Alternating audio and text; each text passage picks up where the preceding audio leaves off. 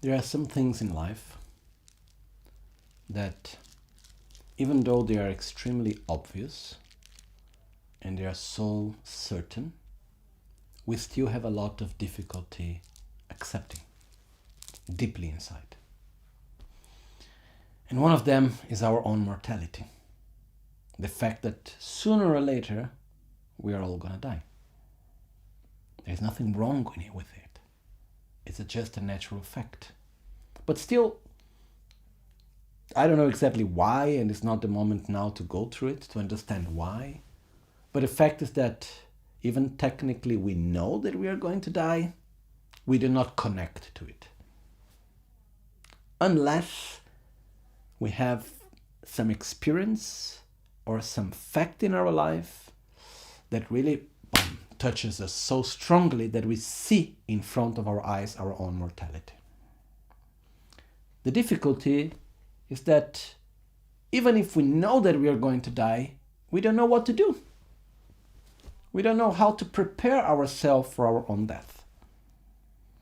And from my own experience and from my learning, one of the most important things in our own path is to prepare ourselves for our own death. Also because to die well means to live well. The way how we die, it's somehow a reflection of the way how we live. But some of us, we passed the most of our life thinking that we are immortal. And others, we receive this signal, which may come through the diagnosis of a sickness, which is coming and shaking us and saying, look, you're gonna die. Remember that. And it's incredible how it arrives as a shock. Because all of us, we project reality. And we have our own projection of how things should go, how things should be. And we have our own plans and projects in life. And then suddenly we see ourselves confronted with something that says you cannot do that because you're going to die. But the truth is that not only all of us are going to die, truly speaking, no one truly knows when. When we have certain sicknesses that we have no way how to cure, we don't find a cure, most probably we will die soon.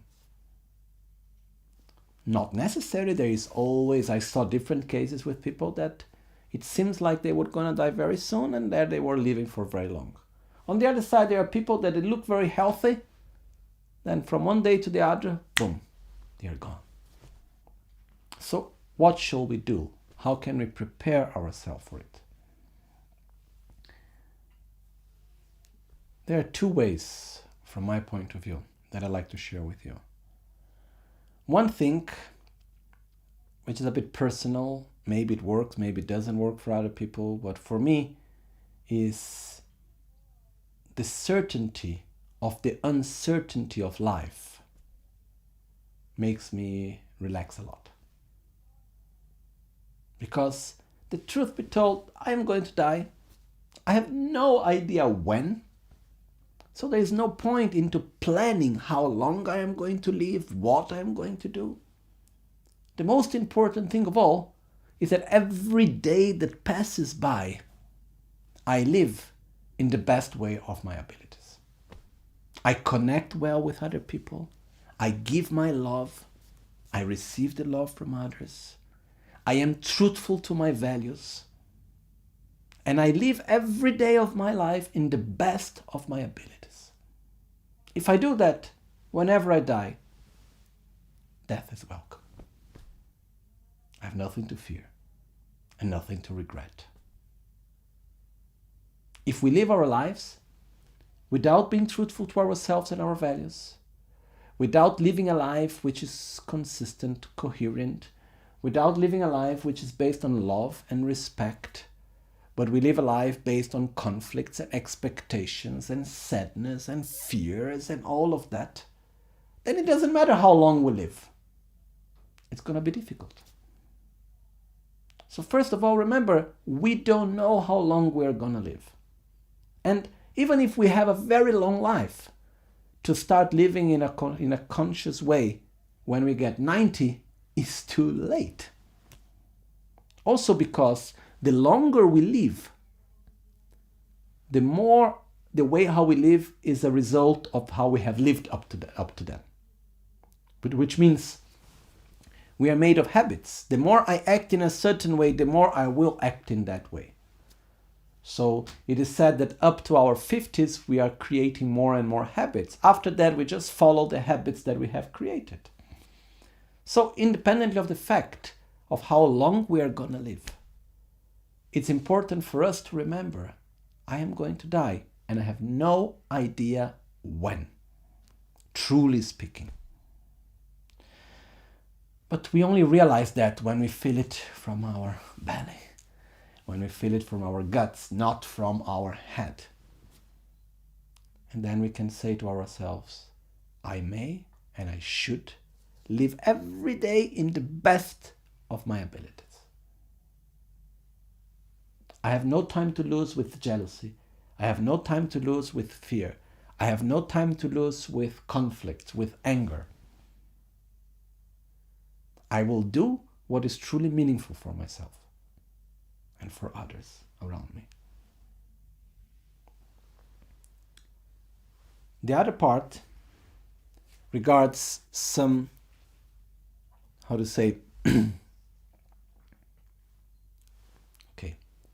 there is also some very practical things that we can do in our life in order to help us to prepare ourselves for our own death and to prepare ourselves for what comes after.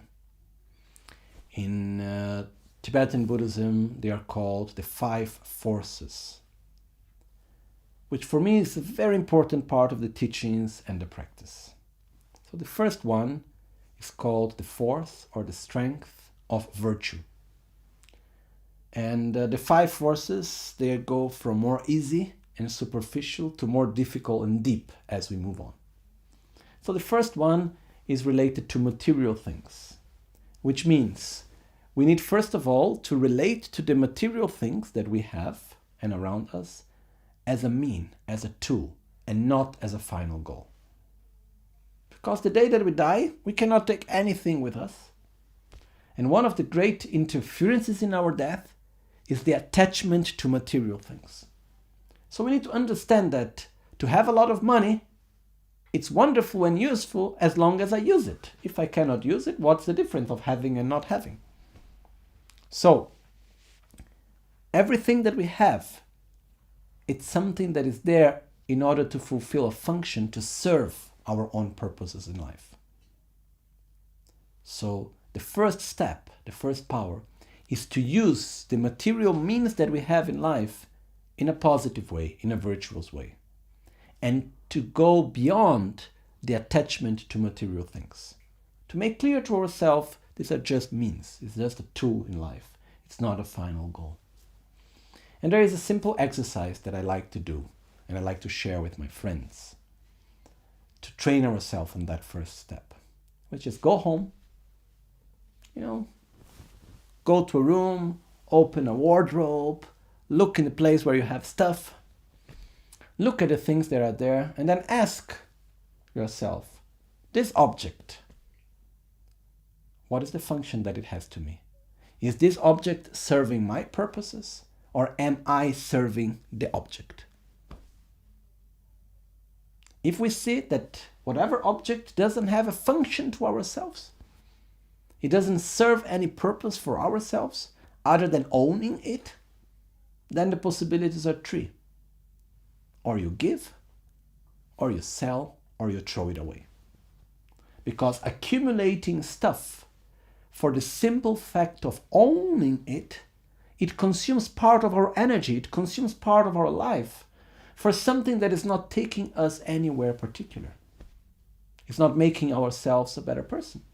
So, to relate to material things clearly as a mean and not as a goal, it's something very powerful. And that's the first step. Because one of the things that create fear and difficulty in the moment of death is the attachment to material objectives that we have in life. The second step it's called the power of intention, or the power of aspiration, which means to be able to have an aspiration, an objective that transcends this life. Which means, in other words, not to be too attached to our own body. And to understand that this body, this name, this social position that we have, is just a tool. It's not a goal in itself. It's a tool for what?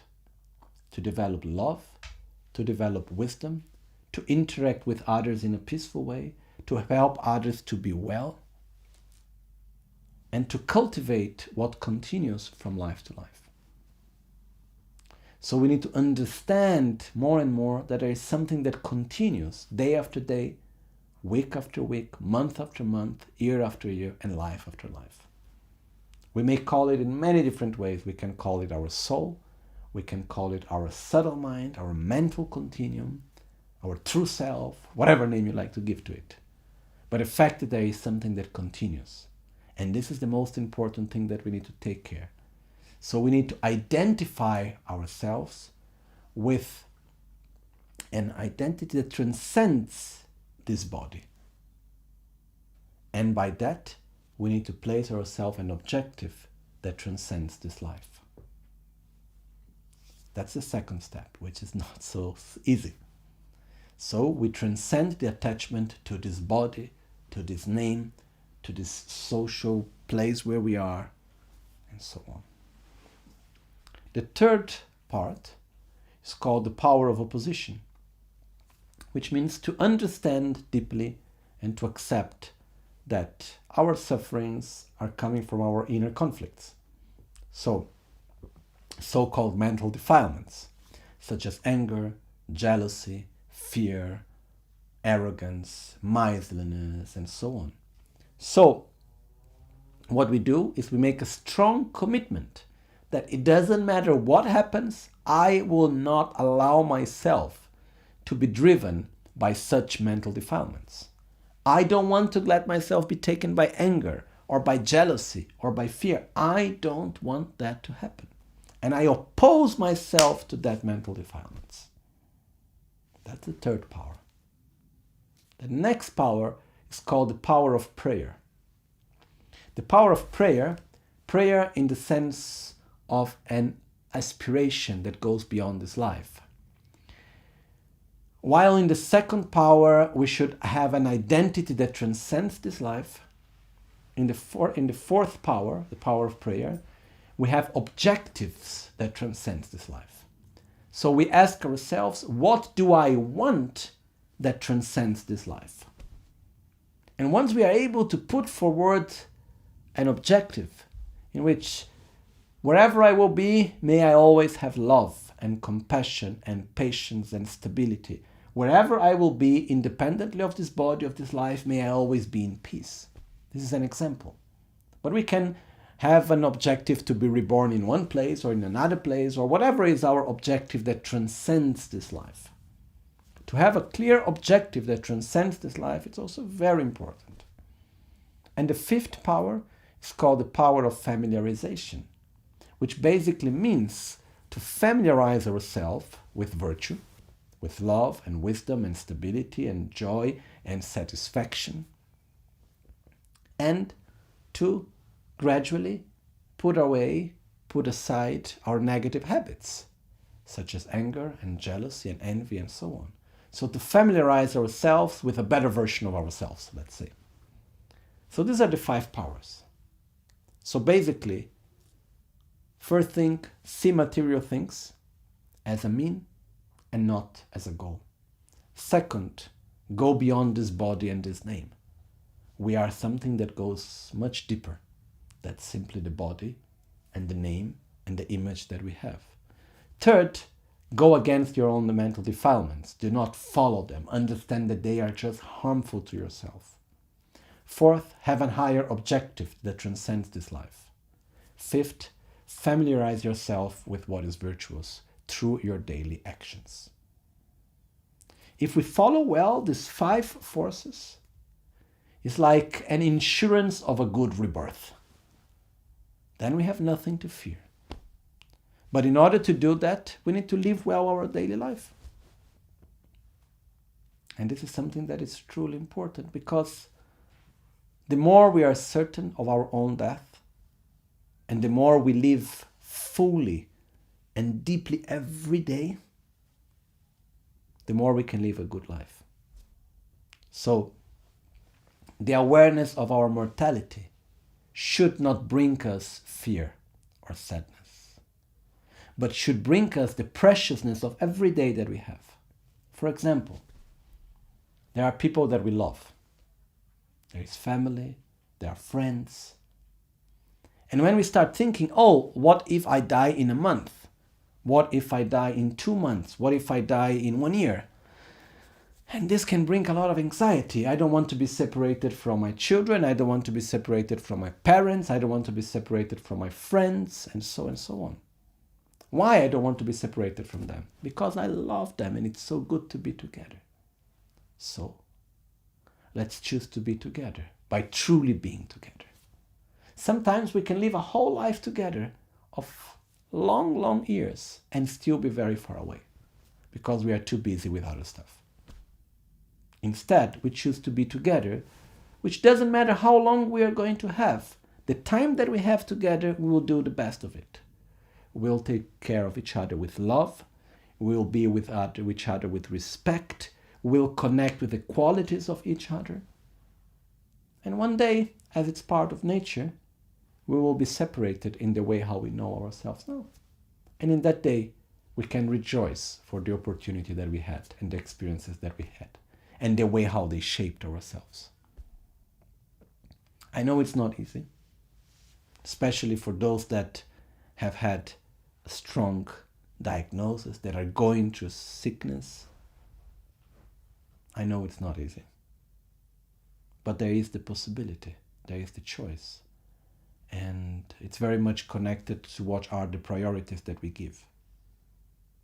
And I think one of the most important things is just to connect with love, with finding peace within our own selves. This is one of the most important things. If we live our life in that way, then we are preparing ourselves for our death in the best way. Also, technically speaking, according to Buddhist teachings, what happens when we die and what will determine the type of rebirth that we are going to have and everything, it's actually a line of succession of causes and conditions and results. And if we die in a peaceful state of mind, we can be sure that we will have a good rebirth. So the most important thing is concentrate ourselves in being peaceful, in living life in a joyful way. It doesn't matter how long we have to live. And if we do that well, then the rest will come up.